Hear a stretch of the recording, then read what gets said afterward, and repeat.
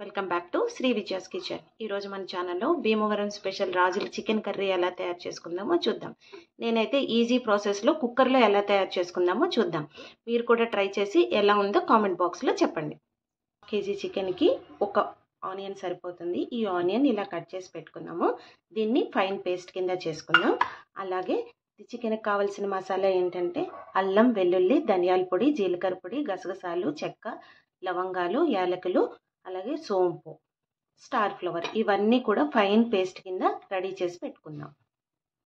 Stove on చేసి cooker పెట్టుకున్న తర్వాత కూరకి సరిపడా ఆయిల్ వేసుకుని ముందుగా గ్రైండ్ చేసి పెట్టుకున్న ఆనియన్ పేస్ట్ ఫ్రై చేసుకుందాం.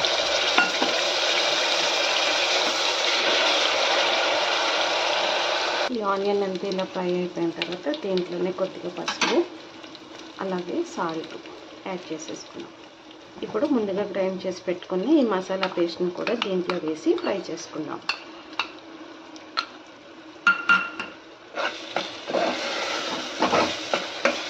ఈ మసాలా అంతా ఇలా వేగిపోయిన తర్వాత ముందుగా వాష్ చేసి పెట్టుకున్న ఈ చికెన్ కూడా యాడ్ చేసేసుకుందాం.